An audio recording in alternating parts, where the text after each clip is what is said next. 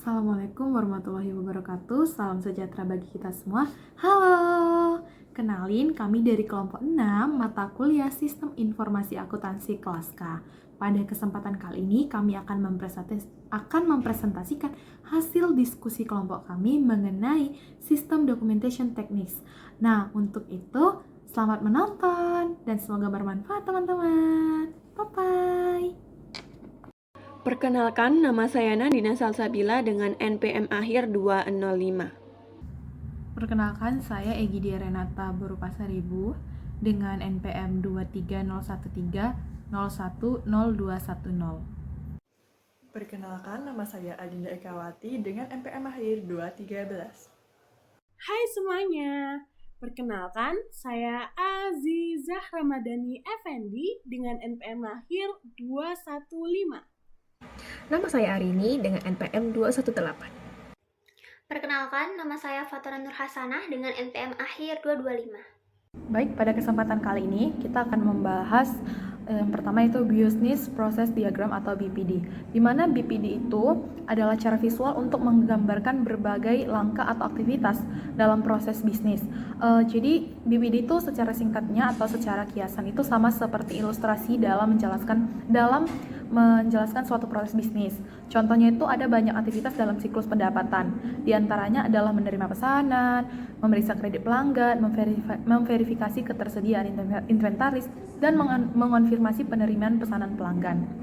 Lalu, ada beberapa aktivitas yang terlibat dalam siklus pengeluaran, seperti mengirimkan barang yang dipesan, menagih pelanggan, dan menagih pembayaran pelanggan. Nah, semua aktivitas tadi dapat ditampilkan dalam Business Process Diagram atau BPD untuk memberikan gambaran atau dapat memberikan ilustrasi yang mudah dipahami atau mudah dimengerti oleh pembaca untuk memahami terjadinya suatu proses bisnis. Meskipun BPD ini atau Business Process Diagram itu menggambarkan interaksi dalam suatu entitas maupun interaksi antar entitas, tapi BPD itu nggak menggambarkan atau nggak mendokumentasikan aktivitas yang dilakukan oleh pihak eksternal. Jadi, BPD itu untuk siklus pendapatan hanya menggambarkan fungsi yang dilakukan oleh perusahaan penjual. Dan BPD untuk siklus pengeluaran hanya menggambarkan aktivitas yang dilakukan oleh perusahaan pembeli. Seperti yang kita lihat di layar ya, itu ada 6 karakter atau ada 6 simbol, di mana yang pertama yaitu adalah start. Ya seperti yang kita tahu ya, start itu artinya adalah mulai. Nah, awal atau permulaan suatu proses dalam bisnis itu dapat diilustrasikan dengan bentuk bulat, lingkaran kecil. Lalu yang kedua yaitu lingkaran juga, namun di garis pinggir itu ada bold atau garis pinggir yang lebih tebal. Nah, itu adalah N. Ya, N itu seperti yang kita tahu juga artinya akhir. Nah, jadi bulat yang kedua ini mengartikan atau menggambarkan akhir dari suatu proses yang telah diawali oleh lingkaran kecil yang aku jelasin sebelumnya. Nah, untuk yang ketiga atau shape yang ketiga yaitu gambar persegi, di mana untuk gambar persegi itu bernama activity in a process. That's why seperti yang kita tahu artinya itu adalah aktivitas dalam sebuah proses. Nah, namanya kan aktivitas dalam sebuah proses. Tentunya kegunaannya juga adalah untuk menunjukkan bahwa dengan persegi panjang menjelaskan penjelasan tentang kegiatan yang ditaruh di dalam sebuah persegi panjang. Jadi kayak aktivitas-aktivitas yang telah dilakukan itu ditaruh atau diletakkan di dalam gambar persegi. Oke, next. Untuk selanjutnya itu shape yang keempat ya teman-teman. Dimana shape keempat ini dapat kita lihat bentuknya itu seperti belah ketupat atau dengan nama decision. Nah, decision itu kan artinya keputusan ya. Jadi secara nggak langsung untuk gambar yang keempat ini dia itu diperuntukkan untuk keputusan yang dibuat selama proses berlangsung. Jadi setiap prosesnya itu pasti ada keputusan yang diambil. Nah, keputusan tersebut diwakilkan dalam bentuk ketupat. Next, kita yang kelima ya. Di kelima ini ada garis atau flow. Ya, flow itu artinya mengalir dong. Nah, jadi di gambar yang kelima ini atau di bentuk kelima ini merupakan aliran data atau informasi yang ditunjukkan dengan tanda panah. Jadi kayak bentuk atau makna dari shape yang kelima ini, setiap aktivitasnya itu memiliki aliran. Nah, aliran-aliran tersebut dilambangkan dengan gambar panah. Last but not least, yang terakhir yaitu kayak garis patah-patah. di mana namanya itu adalah annotation information yang menjelaskan tentang proses bisnis dimasukkan ke dalam BPD. Nah, jika diperlukan, tanda panah putus-putus tebal ini diambil dari penjelasan pada simbol. Nah, sekarang kita akan membahas tentang flowchart atau yang biasa kita kenal dengan bagan alir. Flowchart atau bagan alir merupakan sebuah proses yang tergambarkan dengan simbol-simbol yang telah ditentukan. Flowchart ini mencatat bagaimana proses bisnis dilakukan dan bagaimana alur dokumen yang mengalir dalam sebuah organisasi. Flowchart ini dapat digambarkan dengan bantuan beberapa perangkat lunak seperti aplikasi Word, Visio, PowerPoint, ataupun Excel. Lalu simbol-simbol flowchart sendiri terbagi menjadi 4 kategori seperti yang ada di gambar. Yang pertama ada simbol input atau output yang menunjukkan tentang apa yang sedang diproses dalam flowchart tersebut. Contohnya mungkin ada simbol dokumen atau simbol dokumen berganda dan lain-lainnya. Lalu yang kedua ada simbol pemrosesan, yaitu yang menunjukkan bagaimana proses dalam flowchart ini sedang dilakukan atau menunjukkan gambaran proses yang sedang dilakukan dalam flowchart ini. Contohnya ada proses dalam komputer ataupun proses manual. Lalu yang ketiga ada simbol penyimpanan, menunjukkan bagaimana dan di mana data yang sedang diproses dalam flowchart ini disimpan.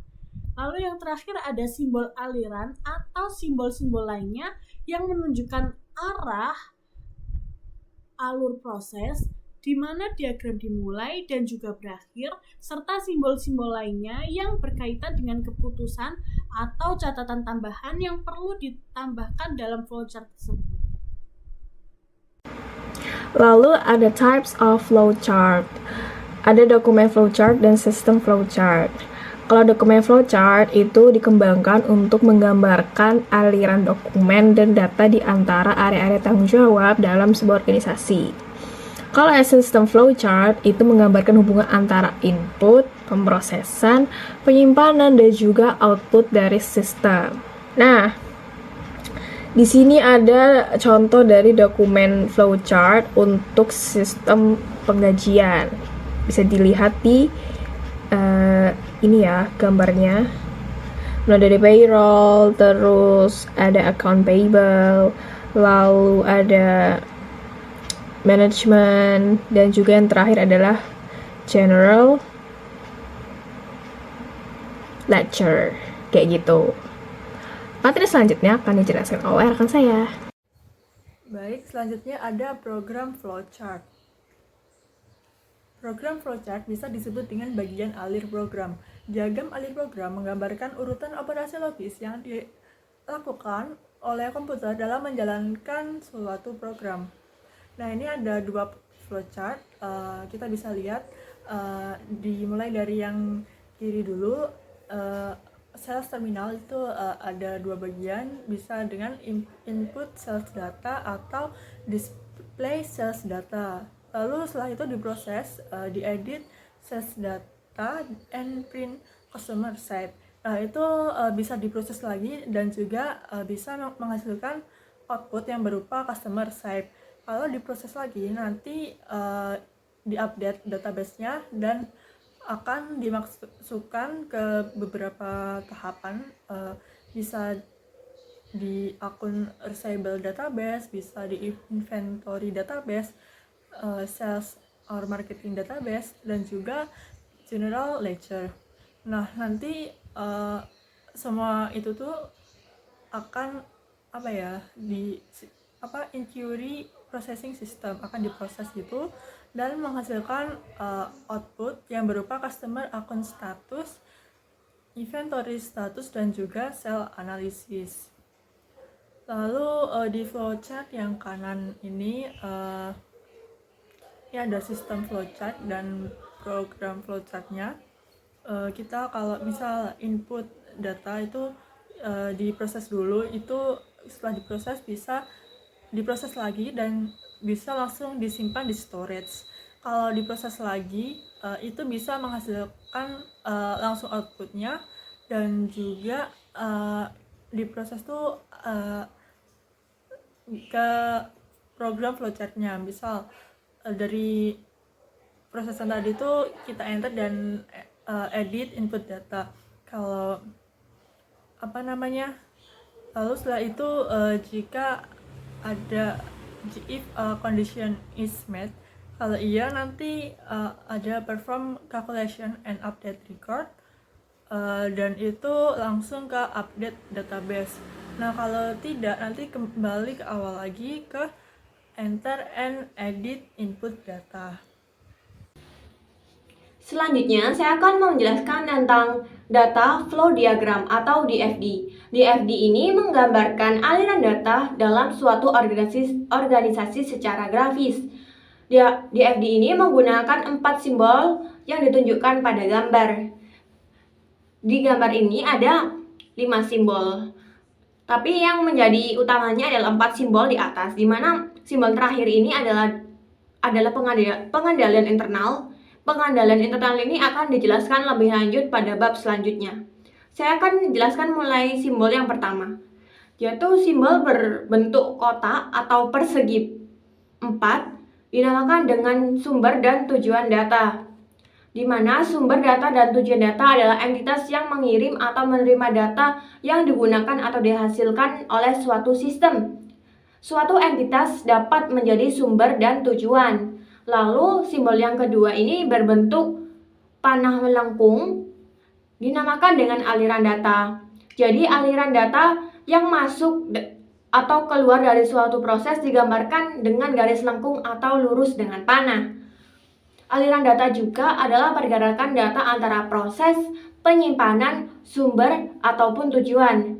Jadi data yang melewati penyimpanan data dan sumber atau tujuan melalui proses transformasi data, di mana aliran data diberi label untuk menunjukkan data yang sedang mengalir. Lalu yang ketiga, simbol berbentuk lingkaran dinamakan dengan proses transformasi.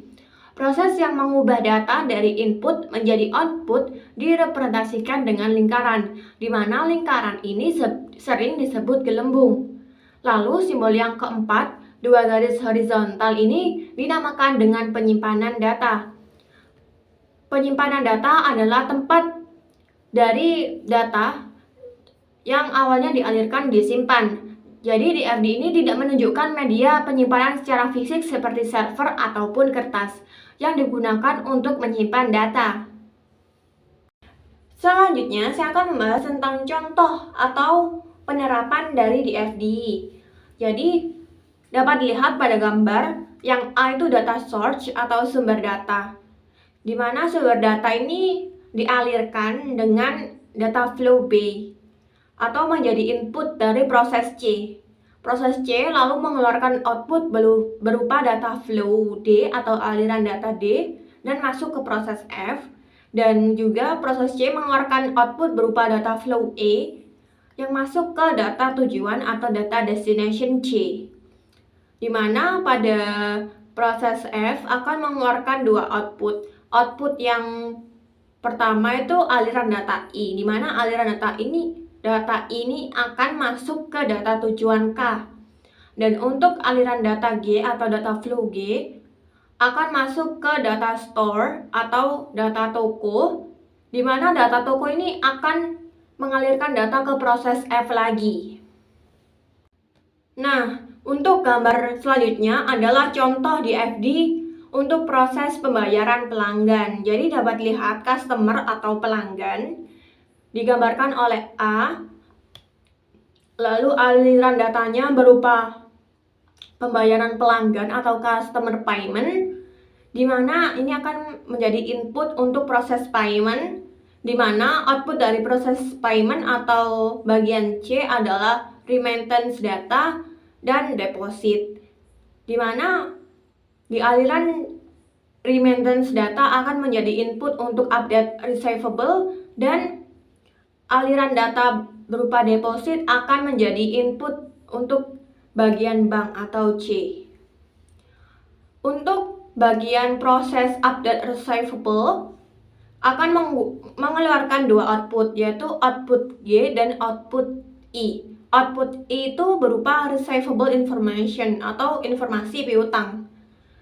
Sebelum itu, kita masuk ke aliran data G dulu. Aliran data G ini dua arah, jadi proses update receivable masuk ke account receivable dulu, baru kembali ke update receivable lagi. Dimana update receivable ini akan menjadi receivable information yang nantinya masuk ke sumber data, dimana sumber datanya itu adalah credit manager atau manajer kredit. Selanjutnya kita akan membahas mengenai subdividing the DVD atau membagi DVD. Nah, DVD itu dibuat dengan tingkat detail yang berbeda-beda untuk menyesuaikan dengan kebutuhan dan kompleksitas sistem. Nah, tingkat tertinggi DVD itu disebut dengan konteks diagram, lalu untuk tingkat selanjutnya itu disebut dengan level 0, lalu untuk tingkat selanjutnya lagi itu level 1 dan seterusnya. Nah, pada gambar tersebut merupakan salah satu contoh dari konteks diagram untuk sistem penggajian. Nah, payroll processing system adalah inti dari sistem ini. Nah, dalam konteks diagram ini terdapat beberapa komponen. Untuk sebelum diproses, itu ada department, yaitu memberi data waktu kerja karyawan ke sistem. Lalu yang kedua ada human research, yaitu memberi data, formulir karyawan baru, dan formulir perubahan karyawan ke sistem. Selanjutnya, setelah diproses, sistem akan memberikan kepada government agency, yaitu berupa laporan yang berisi data pajak yang harus dibayarkan kepada pemerintah. Lalu sistem juga memberikan kepada employees sebagai penerima langsung dari hasil proses penggajian. Sistem juga memberikan kepada bank selaku perantara antara karyawan dan perusahaan dalam penyaluran gaji. Lalu sistem juga memberikan kepada manajemen, yaitu berupa laporan yang berisi informasi detail mengenai proses penggajian. Selanjutnya kita akan membahas mengenai DVD level 0. Nah, sebenarnya DVD level 0 itu sama saja dengan konteks diagram. Hanya saja di DVD level 0 ini dibagi menjadi 5 proses. Nah, yang pertama itu ada update employee atau payroll file, yaitu proses memperbarui data karyawan di dalam sistem. Lalu yang kedua ada pay employees, yaitu proses pembayaran gaji kepada karyawan.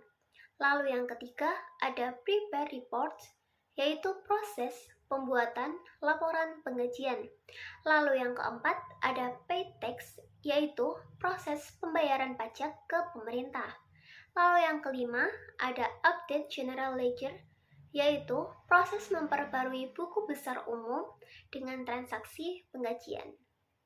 Selanjutnya, kita akan membahas mengenai DVD level 1. Nah, pada DVD level 1 ini, itu menguraikan dari DVD level 0, khususnya untuk proses yang kedua, yaitu pay employees. Nah, secara garis besar, di DVD level 1 ini, itu terbagi menjadi 2 tahapan. Yang pertama ada proses payroll, yaitu meliputi pengumpulan data waktu kerja, perhitungan gaji kotor, dan pencatatan dalam register penggajian. Lalu yang kedua ada prepare cash disbursement, yaitu meliputi pencetakan cek gaji, persiapan dana tunai, dan pengiriman cek gaji ke bank. Demikian materi yang dapat kami sampaikan. Mohon maaf apabila terdapat kesalahan baik yang disengaja maupun tidak disengaja. Semoga materi yang telah kami paparkan dapat bermanfaat. Terima kasih. Wassalamualaikum warahmatullahi wabarakatuh.